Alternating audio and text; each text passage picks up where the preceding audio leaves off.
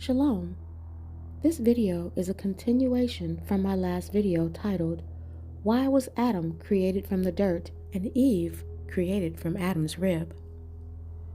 I ran across Jubilees chapter 3 and verse 8 a while back and meant to make a video, but couldn't find the verse, and so I decided to make the video without the verse. Now that I have found it, let's go ahead and take a look at it, starting at verse 7, where it says, Therefore shall man and wife be one, and therefore shall a man leave his father and his mother, and cleave unto his wife, and they shall be one flesh.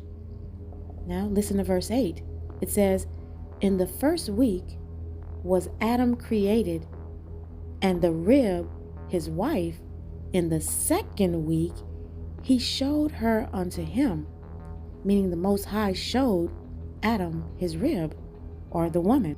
So it goes on to say, And for this reason the commandment was given to keep in their defilement for a male 7 days, and for a female twice 7 days. We're not so much going to be looking at the end of this verse, which is talking about if a woman have or give birth to a female child, then she stays put away for twice as long as if she has or have a baby boy. So we're not going to be looking at that. We're going to be looking at the beginning of verse 8, in which tells us that Adam was created in the first week and Eve was created in the second week, but she was always in him. She was his rib, and in that second week the Most High decided to reveal Eve to Adam. That's why if you pay close attention to verse 8, the way that the Most High put the sequence of events is so that you'll understand that the rib was in Adam when he was created on the first week, but the Most High didn't show her to him until the second week.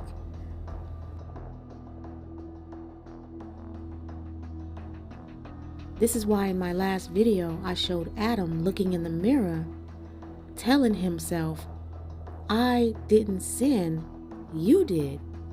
My rib did. I mean, if you really study this and you apply Jubilees chapter 3 and verse 8 to what you've already learned, this revelation will be revealed to you that has been concealed. You will begin to see the image of Adam pointing the finger at himself.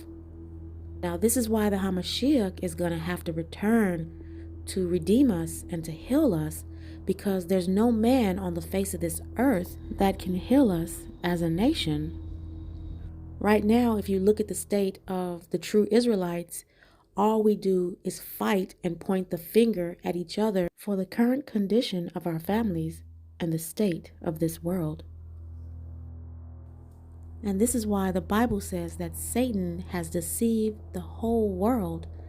I'm sure he's sitting back, eating his popcorn, enjoying the show, because we have all been duped, fooled into thinking that the woman is responsible for the downfall of humanity, because it wasn't until she was taken out of Adam that the whole state of the world fell into corruption and sin. And to a certain extent, this is true, because before Yahuwah took her out of Adam and formed her into a companion for him, sin did not come into the world yet. But after she was taken out of Adam, that's when it happened. But if you think about the way the Most High is telling us she was formed and how the blame fell on Adam, there's more complexity involved than what meets the eye.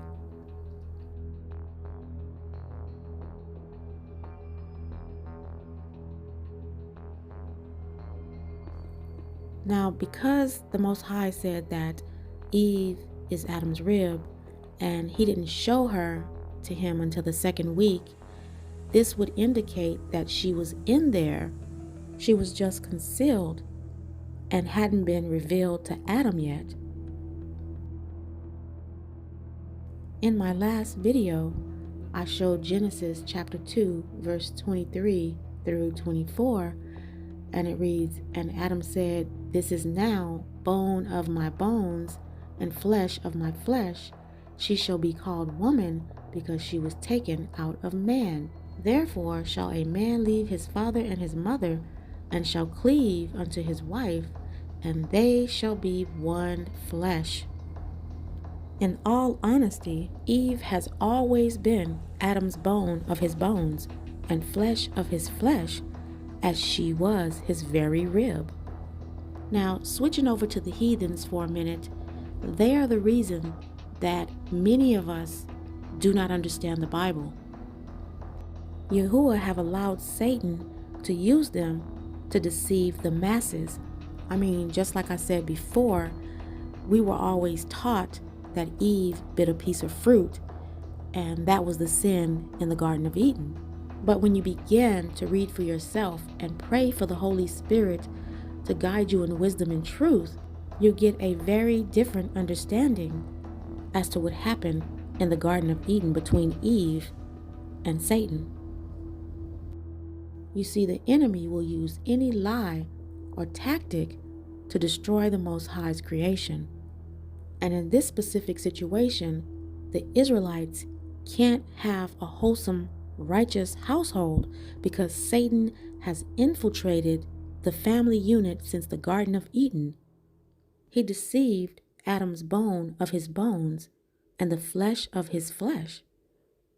And he has the entire world thinking that Adam and Eve are not even one flesh. This trick that Satan has pulled on humanity have caused high levels of psychosis, insanity, and hatred in the family unit of the Israelites, causing us to lose focus of how important Yahuwah created our union to be. And the heathens that Satan's using to destroy the Israelite families, they know very well what they're doing. They understand the assignment.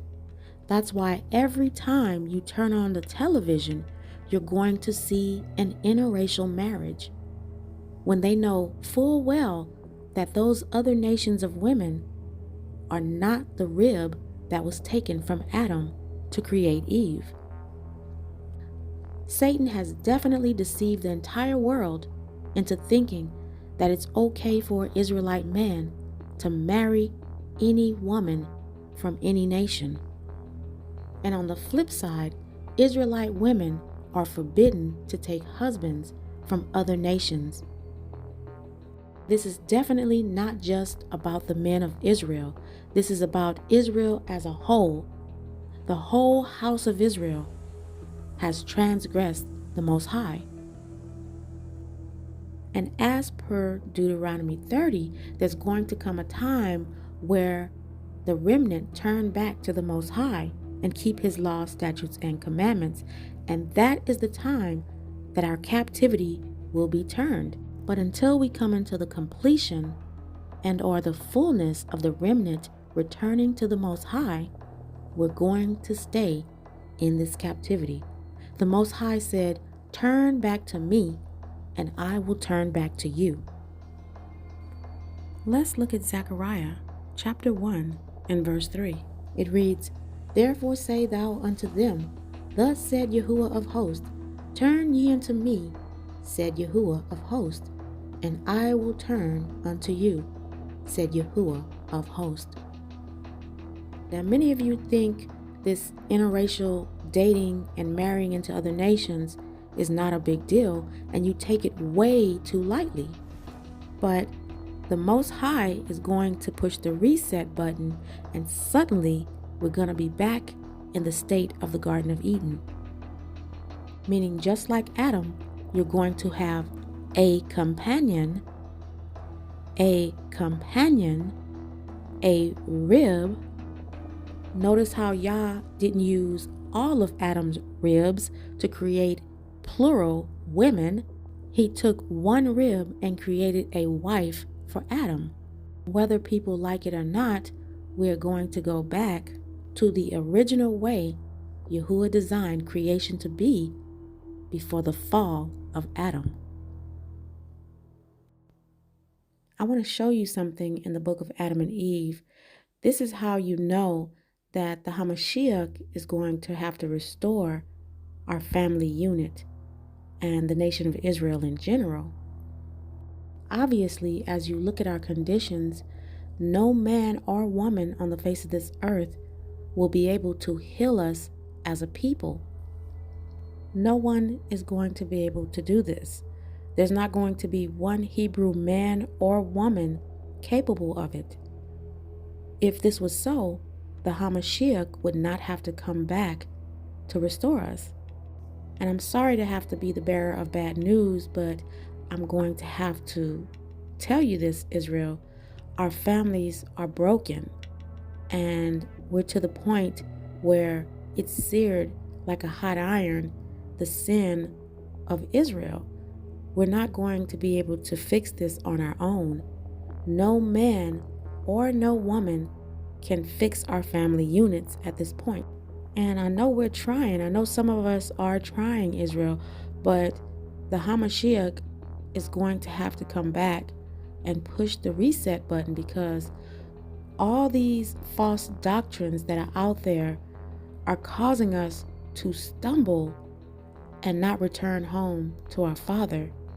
These doctrines of devils have caused us to err, and we cannot, get back to the Most High's laws, statutes, and commandments, because we are too caught up in pointing the finger at each other while believing in these doctrines that speak contrary to what the Most High commanded His people to do. So let's go ahead and prove that the Hamashiach is going to have to come back and save us, because otherwise Satan is going to continue to lead us astray as a people. Okay, so this is the book of Adam and Eve. Let's start here at verse 3, where it says, "Again Elohim said to Adam, all this misery that you have been made to take on yourself because of your transgression will not free you from the hand of Satan, and it will not save you, but I will." Now, as we read a little bit further, you're going to see that the Most High is going to send His Spirit in the flesh. He's going to be the very Word that is born into the tribe of Yehudah. Now, this was told to Adam and Eve by the Most High. However, today you have a lot of Hebrews who don't believe in the so-called New Testament. They don't believe on the Hamashiach, and they absolutely cannot see His presence in the Old Testament. So Yahuwah says, you can't save yourself, but I will. It says, when I come down from heaven and shall become flesh of your descendants, and I will take on myself infirmity from which you suffer, then the darkness that covered you in this cave shall cover me in the grave, when I am in the flesh of your descendants. And I, who am without years, shall be subject to the reckoning of years, of times, of months, and of days, and I shall be reckoned as one of the sons of men, in order to save you. And Elohim ceased to commune with Adam. And you can see this right now. The proof is in the pudding. The proof is how we're living right now. No one can save Israel. The Most High said that I'm going to have to send my Spirit from the throne into the flesh of your descendants. So Elohim is telling us that He's going to have to save us, because we can't do it. It doesn't matter how much we try, we can't do it. The Most High said that He is without years, but in order to save His people, He was willing to come down from His throne and come into the flesh and be subject to years, months, weeks, days, and death. Without the help of the Hamashiach, we would be in big trouble, because there's no way we would make it into the kingdom. We cannot depend on humans for our salvation. The most that humans could do is be used by the Most High to lead you to what is true. But a lot of the times, many of you don't even want to listen to the prophets that the Most High have sent to help you. A lot of you are puffed up and prideful and not willing to listen to a brother or a sister who have been sent on behalf of Yahuwah. In which this is another reason that the Hamashiach has to come back to set everything back in perfect order. Israel allowed too many things to be a stumbling block for their progression. They have made all these different rules and regulations based off of different things that they've read in the Old Testament that our ancestors did, causing them to err against the Most High. And they also love using Paul's epistles to make their own doctrines, in which Brother Peter said that Paul's epistles are hard to be understood, which those who are unlearned and unstable wrestle with, as they do also other scriptures to their own destruction. This concludes my video, but I want to remind you, family, to stay prayed up, stay mentally strong and prepared in these end times, because if you think that this world is dark now, brace yourselves and put on the full armor of the Most High, because this world is going to just get darker. May the Most High bless you and keep you and your family safe in this hour. And until my next video, Shalom.